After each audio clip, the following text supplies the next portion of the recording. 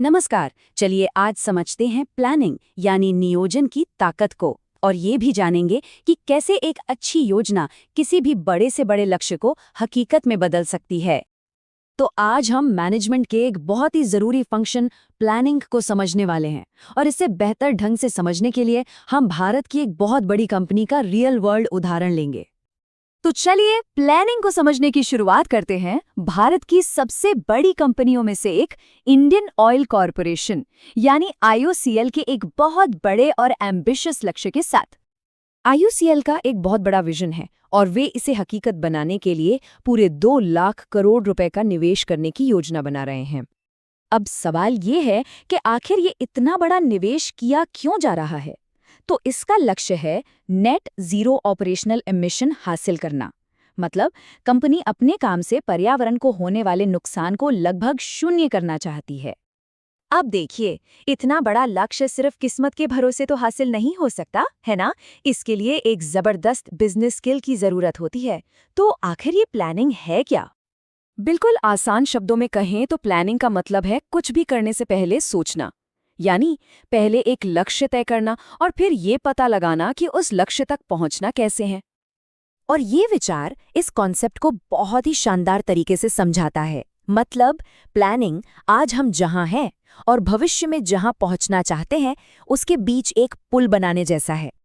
तो अब सबसे जरूरी सवाल पर आते हैं, आखिर कंपनियां प्लानिंग पर इतना समय और संसाधन क्यों लगाती हैं?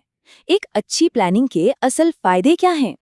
प्लानिंग एक साफ रोड मैप देती है, भविष्य में आने वाले बदलावों का अंदाजा लगाने में मदद करती है, फिजूल खर्ची को कम करती है और सफलता को मापने के लिए जरूरी स्टैंडर्ड भी बनाती है। लेकिन चलिए प्रैक्टिकल बात करते हैं। प्लान्स कोई जादू की छड़ी तो है नहीं, है ना। असल दुनिया में काम करते समय कई चुनौतियां भी सामने आती हैं। एक प्लान कई बार इतना सख्त हो सकता है कि वो तेजी से बदलते माहौल में ढल नहीं पाता, और कभी-कभी ये टीम के सदस्यों की मौके पर रचनात्मकता दिखाने की क्षमता को भी सीमित कर सकता है। इसमें काफ़ी पैसा और समय भी लगता है, और ये याद रखना बहुत ज़रूरी है कि दुनिया का सबसे अच्छा प्लान भी सफलता की कोई गारंटी नहीं होता। चलिए अब इसके प्रैक्टिकल पहलू पर चलते हैं और देखते हैं कि ये सब होता कैसे है। मतलब एक प्लान असल में बनाया कैसे जाता है। इसकी एक साफ लॉजिकल प्रोसेस होती है। इसकी शुरुआत होती है एक साफ लक्ष्य तय करने से, जैसे आईओसीएल का नेट जीरो का लक्ष्य।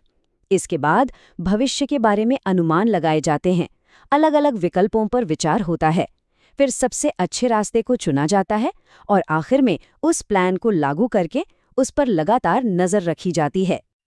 अब देखिए, ये जो पूरी प्लानिंग प्रोसेस है, इससे सिर्फ एक बड़ा सा प्लान नहीं बनता, बल्कि ये तो दस्तावेजों का एक पूरा टूल बॉक्स तैयार करती है जो किसी भी संगठन को सही दिशा में ले जाता है।